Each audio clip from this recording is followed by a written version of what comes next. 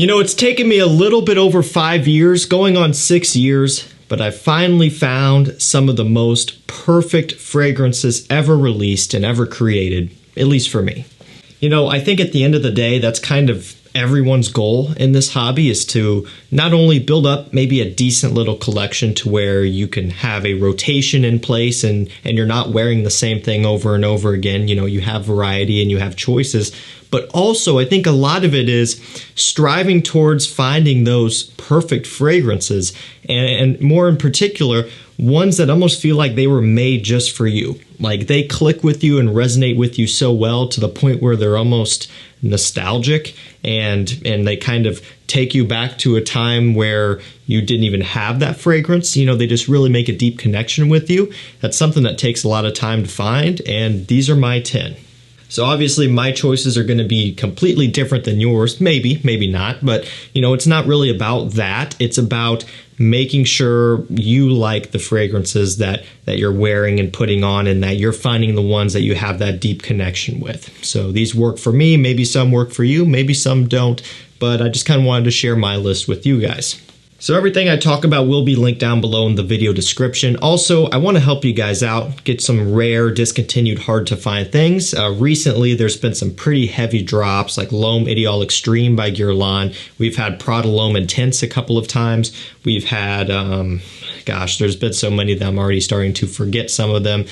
Strong With You Intensely and Absolutely, those usually pop up quite often. And there's been a couple others as well, but basically I post all of those on my community tab, and I also have a mailing list you can sign up to, and you can get those deals via email, so it kind of acts as a notification so you don't miss out, because generally when they pop up, I post about them and they sell out really quickly. A Gentleman Reserve Privé under retail, Luminous Night by Dolce & Gabbana, the one, you know, that one has popped up as well. The list goes on. There's been a ton. But enough of that. We'll get into the video. We have Valentino Womo Intense to kick things off. Now, you know, an obvious one would be something like Dior Homme Intense, and you know, that could have been in here, and you guys know I love that scent. It's one of my favorite irises of all time. But the more I wear Womo Intense, the more I realize just how much this one connects with me as well. And what I love so much about this is the leather in here. And it's ultimately just a nice variation on typically a DNA that a lot of you guys are probably very familiar with now. You know, Dior Homme Intense is very much a hype beast scent, you know, and that's kind of crazy given that it's such a, you know, a niche scent. Obviously not niche, but in terms of the audience that it kind of caters to, it's going to be a smaller demographic, but it still does really well. And so this one, to me, you know, it's going to have a little bit more wearability in some sense, and the leather gives it more of a true masculine smell. But aside from all of that, everything about this one just connects with me. It smells great. I think it's just really, really well done. And it's one of those deals where each time I smell it, it just gets better and better. Next up, we have John Varvatos Artisan XX, or XX Artisan. Honestly, I can never remember which way it goes. Let's see, will the bottle tell us? John Varvatos XX Artisan, I guess, officially. 125 mLs, you can usually get for around $55, $57. So really nice price range. The JV fragrances aren't quite as cheap as they used to be, but I think this mid-range price is more than enough for this. You know, I do think it really is worth it. You know, these John Varvatos fragrances aren't as cheap as they used to be. However, I think at this price range, that's more than reasonable.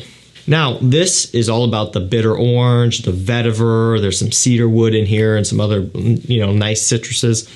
But ultimately, it's all about that first note. And you guys know I love vetiver in a bunch of different forms. This one happens to be more of a soapy, clean, fresh vetiver. You know, it's going to be something that is very wearable. It's not going to be off-putting. You know, you can think of something like a Ancre Noir that could be a little bit off-putting to some. And then maybe you think of a Tom Ford Grey vetiver, which is the opposite. And this more fits into the category of a soapy, fresh, clean vetiver that just about anyone would like. And even though it fits into that category, it doesn't mean this is super boring, because I don't believe it to be. You know, vetiver is done so much these days. There are a ton of standalone vetiver fragrances. There are a ton of fragrances that use the note, but, you know, maybe aren't necessarily trying to capitalize on it, but it's used all over the place. And this one still manages to kind of have its own twist or spin on that DNA, and that's what I like so much about it. It's It's got that traditional John Varvatos quality. Performance is just okay. It's not great. It's also not poor either. It's right there in the middle. But I think this one is really well done. Super easy to pull off. And this next one is no surprise. We'll run through it quickly. Acqua di Gio Profumo. Again, going back to my humble beginnings, this one blew me away. And even now, this is still one where I spray it on and I get into the dry down and I'm like, yeah, this is it for me right here. This checks off all of my boxes. It's a Parfum, which you guys know, generally I gravitate towards Parfums a lot. I love them. I love how they wear on my skin. You get a little bit of a smoky, mysterious aspect, but you also get an aquatic and fresh aspect. So it's kind of summery meets, maybe cooler season a little bit or nighttime. And performance is great. It's super versatile. All of those things really are just is all I ask for and all I look for, and this one has it all for me. It's one that these days is quite a bit played out. Most people aren't maybe getting as excited about this as they used to be. But again, for me, it is a personal favorite that I will always love. Rochas Elysium, this was one of my first Rochas that I ever purchased. And also one of my first, really, really luxurious purchases. Now, before this point, I had a bunch of Creeds. And, Creed, yeah, they're expensive, but they just don't quite have the same experience as like a Roja or even like a Killian or some of those other niche brands, and some of which are even more affordable than Creed.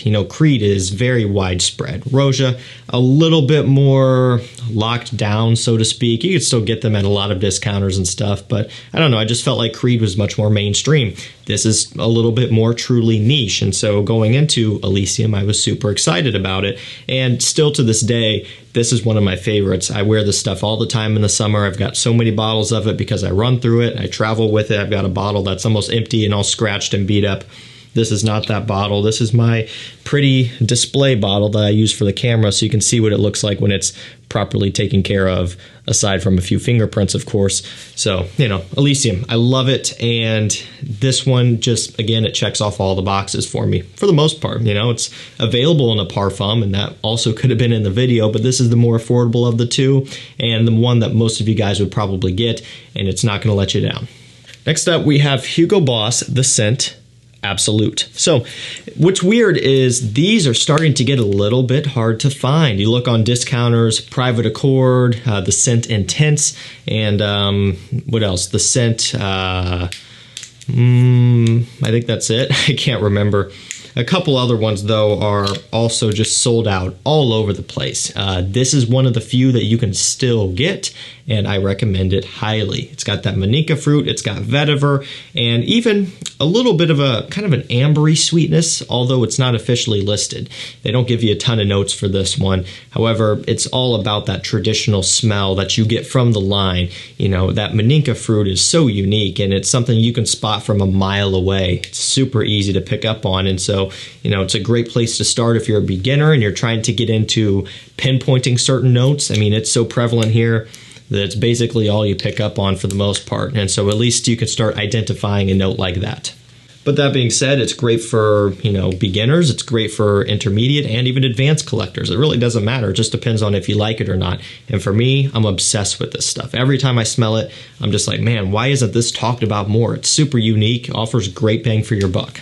Let's keep it moving with Light Blue Italian Love by Dolce & Gabbana. So you guys know I love this and I love Forever a ton. I think they are two great scents, and really these are what we needed in the light blue line, or really what Dolce & Gabbana needed in the light blue line, because they were going on a very, very consistent downhill trend with their releases. They pretty much peaked with O Intense, and from there it got progressively worse, in my personal opinion. I just wasn't really getting excited about them.